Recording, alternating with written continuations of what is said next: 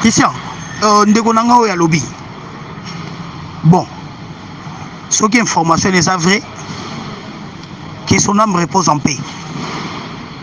Mais on ne va pas oublier Action Naya Sali pour sauver la nation. Ça c'est de 1. De 2. Ndegonanga yi.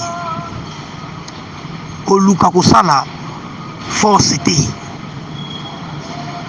Parce que Christian Malanga Sali ngana zobe yango amateurisme. La bande de convertir yo Keba. Je répète encore. Keba. Félix Tshisekedi est très facile à éliminer. Je répète encore. Keba. Je répète que Félix Tshisekedi est très facile à éliminer et à battre. Fais gaffe. Il y a des professionnels. Pour qu'il n'a pas de faire au lingo qu'il n'a peuple congolais. Fais gaffe. Je t'avertis encore. J'ai dit, sécurité à Félix Tshisekedi et l'autre. Je t'avertis et je t'avertis encore. Ce que l'ingyo kende na makambo yolobi. L'IDPS sera effacé dans la scène politique. Na makambo zoloba wana. Tout le monde ne soutient pas l'idée de Christian Malanga. Non, attention.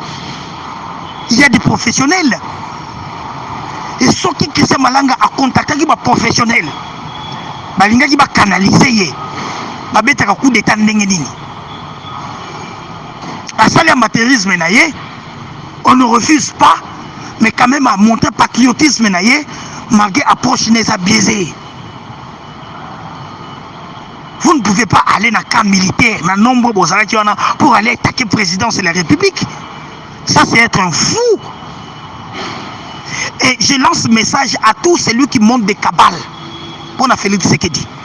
Nous continuons toujours à avertir le pouvoir en place, qui se mettent ensemble pour négocier, dialoguer, parce que l'élection est l'équipe AB. Tout réciter la transition il y a 2 ans. Ceux qui aboyent, ils s'entêtent. Ils s'entêtent pour que la tête dure, na orgueil ou azosala on a baluba. L'IDPS sera effacé dans la scène politique. Et les 32 ans de lutte sera soldé. Na Foufa Massango. Alors, fais gaffe à l'approche. Christian Malanga, c'est une erreur. Il n'a pas consulté des professionnels. Prends ton téléphone. Benga Chekobea. Bien que Chekobea répond à soit téléphone na yo benga Chekobea. Ce qu'on a na connaissance na babundu dia mayala na babundu dia Congo paix à son âme. Longa Congo paix à son âme. Longa Congo benga ngai l'esprit de la montagne. Na IDPS pa yebi c'est quoi l'esprit de la montagne? Soit téléphone no benga Miguel Tourné esprit de la montagne yo benga Miguel esprit de la montagne azanani. Christian Malanga c'est le matérialisme naïe. Oh bah te belé bah dire renseignement awa ils n'ont pas pu révéler moi kabalo ya théâtre basali. Et si Christian devait sacrifier sa vie, il ne peut pas sacrifier sa vie dans le théâtre. J'ai dit si Christian Malanga voulait sacrifier sa vie, il ne pouvait pas sacrifier sa vie dans le théâtre. Il devait consulter des professionnels. Parce que Félix Tshisekedi était facile à éliminer. Je le dis et je m'en assume. Je répète encore. Félix Tshisekedi est très facile à éliminer. Christian Kosala, aventure naïe, Soka Koufi paix à son âme, sera marqué aux annales. Ceux qui pas Koufi, bon, on ne sait pas. Mais ce n'était pas professionnel. Attaquer un camp militaire, vous savez les armes de secours que vous devez avoir. Vous savez des armes lourdes que vous devez approcher. Vous savez la première ligne de front pour attaquer un camp militaire. Est-ce qu'il a raisonné avant de faire tout ça? Ou bien il est allé faire le match vu? Il y a des professionnels, il faut faire gaffe dans tout ce que tu dis. Il faut faire gaffe. Nous ne voulons pas brûler la République. Parce qu'on a des stratégies plus sophistiquées qui peuvent déstabiliser le Congo. On a des stratégies plus sophistiquées pour éliminer Félix Tshisekedi. Et on lui conseille de rentrer sur la table de négociation. La voie de paix. Pas la voie de bras de fer. La voie de paix. Qu'il rentre sur la table de négociation. À Solona Bandekounaïba Congolais a dégagé le gouvernement d'union nationale. Nous ne voulons pas faire plonger le Congo. Nous ne voulons pas faire plonger le Congo dans la guerre civile. Parce que l'élimination de Félix Tshisekedi, ça sera très fatal et on risque de remettre encore le pouvoir dans le régime à Kabila. Nous avons fait un conseil sage. Parce que ce que Christian fait, s'il contactait des experts, mais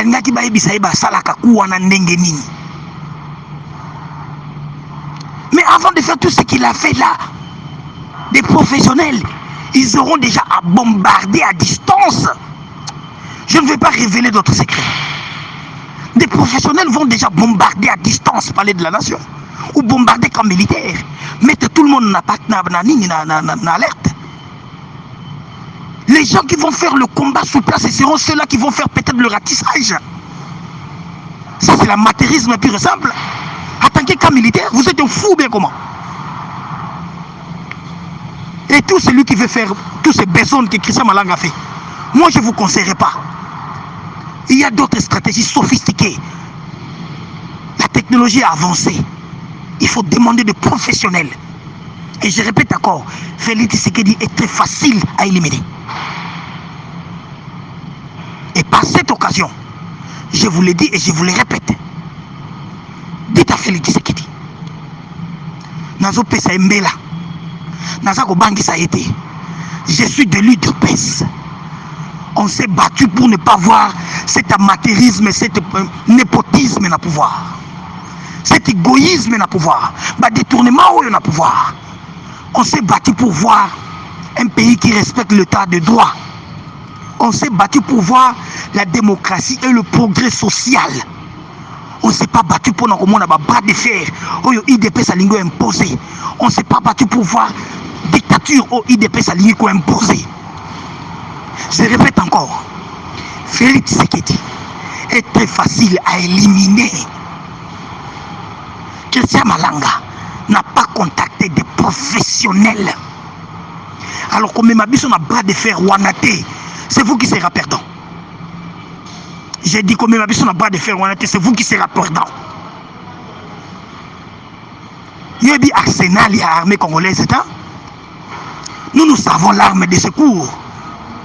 Il y a nous savons tout ce qui se passe là-bas. Il y a le magasin des armes. Le magasin des armes. Il y a bien. Si les professionnels veulent déstabiliser le Congo, même bateaux et gardes républicaines n'auront pas la force d'attaquer parce qu'ils seront déstabilisés en amont.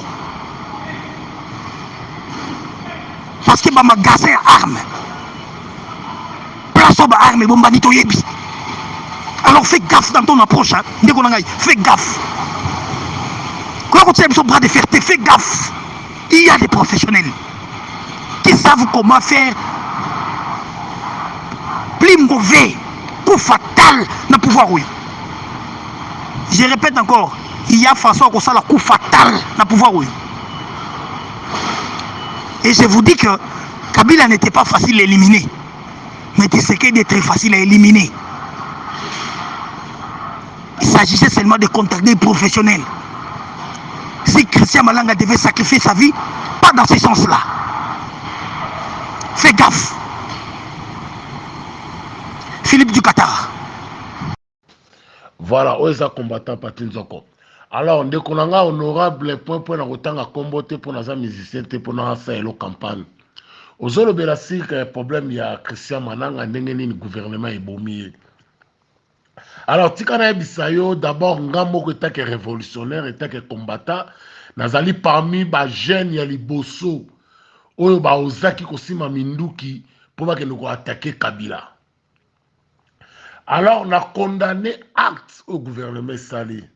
On a condamné Yango. Mais quand on a droit de l'homme, ils ont le Yango. Ouais,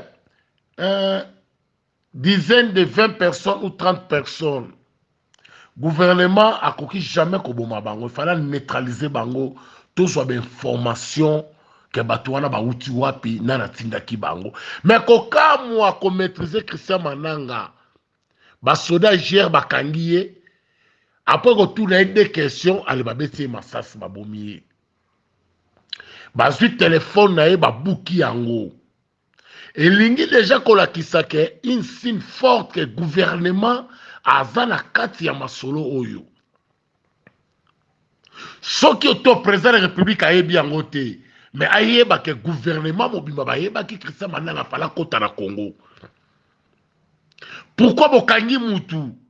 Bobomiye, bozu téléphone bobuki yango. Mais étranger yo Mananga yaki na bango, bo neutraliser bango bobomi ata mutu te. Et nike ba congolais kaka nde bobomi. Mais il faut boye bango président Félix. Tozala bitumba ba ilotiki na ba bantu. Ba bantu ba komi ba ilotiki ba komi ko manipuler ba bantu. Parce que ba yebi ke bino moko ba congolais ne bozo bomo ba ndeko na bino. Mais guerre zo bunda na este kuna M23 na ba wazalendo. Tozo mona bino bozo kanga ba Rwandais bozo ba kena to neutraliser quelques Rwandais baza na prison. Mais pourquoi pas bokonga ke pe ko neutraliser ba congolais wana boyo kabango na tinda ki bango. Bozu congolais bobomiye. Oui. To sepe na musala bosali. Mais bosali musala ya mabe. Engi ko la kiseke na Congo. Gouvernement zate, service à renseignement salakate, la police salakate, armée salakate. Armée à Congolais salaka uniquement pour les Congolais. Gouvernement à Congolais salaka uniquement pour les Congolais. Parce que si les gens bisabino, ba ministre escanio sont mon voyage comme pays tout, ba reconnaître abino comme des voleurs. Gouvernement à Congo a target ya miyibi, irresponsable ba voleurs. Ba voleur bozotanga ono bakene kotake Bemba bakene kotake Judith bakene kotake Kamere mais bato tu bazaki na kata bandako bato tu bazaki na kata bandako na bango balala bapongi pour vendre na tongo nango pe bakaka les mêmes jours ngo balamuki bakesusu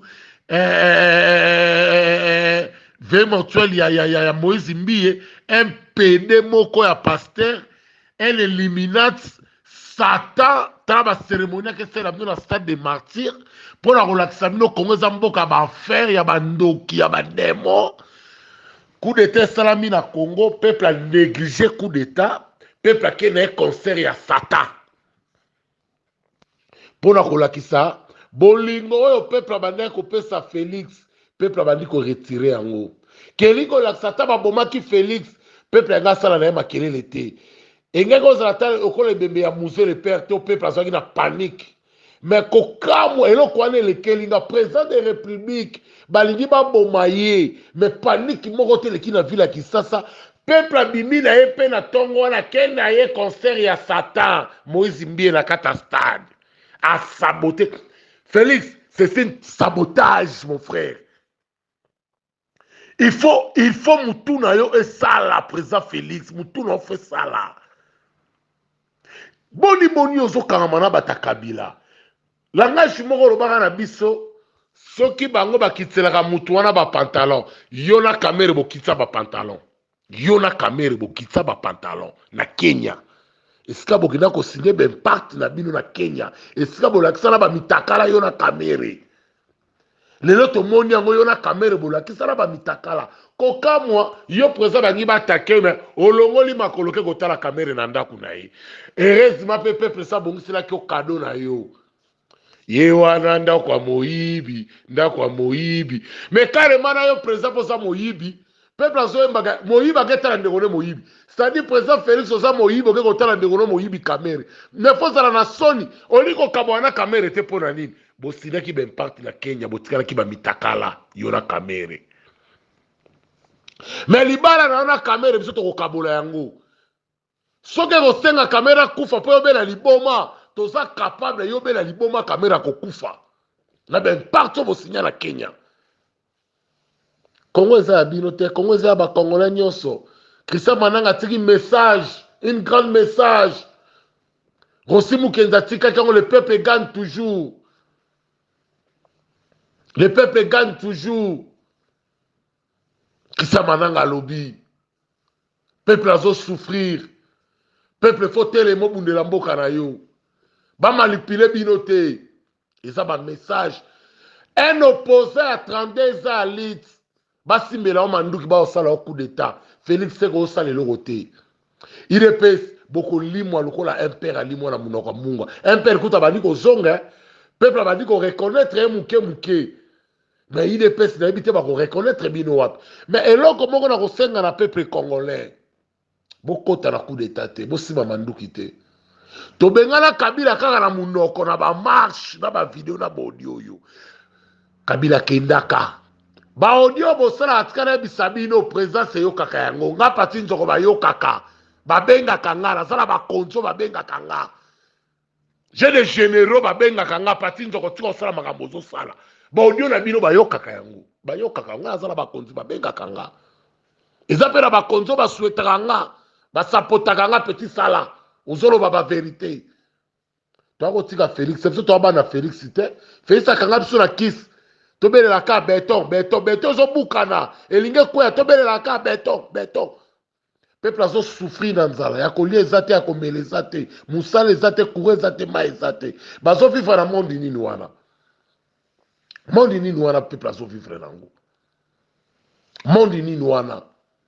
Mais bien le peuple bokagi maboko soulèvement populaire bana IDPS jeunesse ba parti nyonso tobi mali soutenir monde autre ba politicien tobi na monde autre ya peuple to se mobiliser Congo mobimba to pesa monde autre même na biso na diaspora to kozala na balabala pona koloba soulèvement populaire ko dégager ba miyibi nyonso ya gouvernement Félix il faut ko belela ba monde mba yoka yango kisa mananga petit message na ba chaîne internationale bazolo bango aye ko bunda po nzaleleki gouvernement miyibi bazo détourner ka ba mbongo bazo yiba 5 mois gouvernement zoko ko bimate 5 mois Petro na Burkina Faso tala makambazo ça les mêmes problèmes au Petro azoki na Burkina Faso yango pesa na Congo mais ya sali gouvernement a réduit salaire ya ba député a réduit salaire ya ba ministre azui salaire na bango atiango normal na ba prof na ba tutu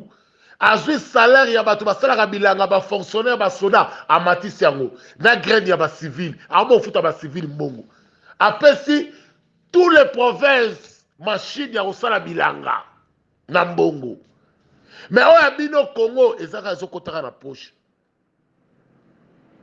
est-ce que bozo koma ba millionnaire. Lelo, peuple a commis face à la députée, peuple a commis face à la ministre.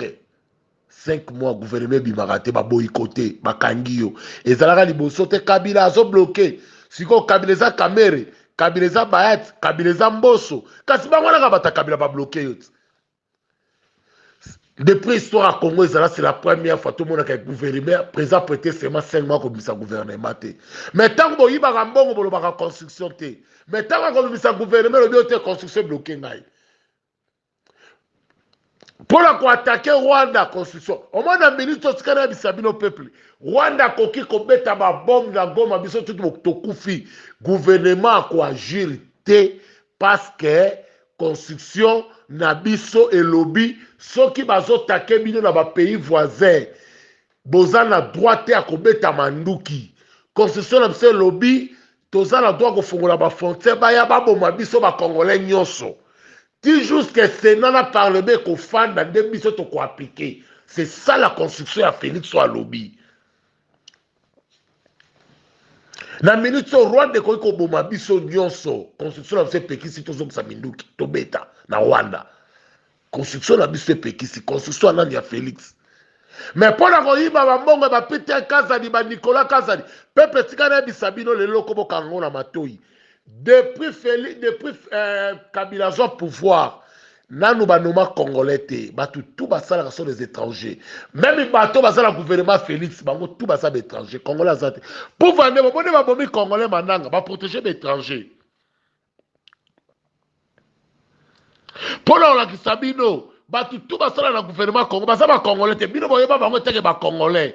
Mais bango et si ba fitra bino, basaba burundais, basaba rugandais, basaba tanzanien, basaba mercenaire, ba gouverneur, ba ministre de ce monde na Congo na ba nomaka pas Félix, basaba mercenaire. Bomona katango ba nomaka bango ba futaka bango ba mbongo ba salaire bongo mona na kate yo so mona ba futi ba soda bongo mona na kisasa yo so mona ba futi ba ministre toza en Afrique du Sud chaque les 30 okoyeba ke ba futaki bato ba shop plein ok na ba pick and pay ba spa ba shop ba shop ba Zara ba Louis okomona ba plein on comprend que o eza fin du mois mais la Congo fin du mois yeba na kate. Plus de 60 ministres, aujourd'hui, soi-disant, ceux qui sont congolais, sans côté ma député, sans côté ma PDG, sans côté ma généraux, ma colonel, sans côté ma fonctionnaire. Ceux qui gouvernement bimisi bongo refuta batola fausse circulation bongo za la ville ça mobimba même na Congo mais bongo yeba la raté parce que batola baza ba mercenaires batola baza ba étrangers bongo na bango ki na libanda est-ce que ba famille na bango ezali balia kana binoté alors peuple prenez-vous en charge tous se mobiliser biso nyonso na ba diaspora tous ala na balabala pour na koloba ke gouvernement miyibi dégage tous c'est la Félix sokaza mobali azongisa batakala na gouvernement na ye to kamere wana akende kofanda na l'Assemblée nationale toko-exploser par le bas wana toko-exploser yango na babombe soki tokokoma baterroriste akobetaka babombe tokondima yango trop c'est trop trop c'est trop trop c'est trop nzala eleki ntina trop na nzambe oyo nyonso eza nzala moto ezosala biso boye nzala eleki mpasi eleki toyaki kotika bayena individu te. Maman mata comme queen soka fandi ne ba sola tie ba chapeau nord ba chenette en nord bilamba nyoso buto en nord biso peuple tozo souffrir moi sa caméra ndumba moko ya mida le la comme deuxième personnalité à Congo ba ventilier au moni so les théâtre rabino mais un jour il comme rabino série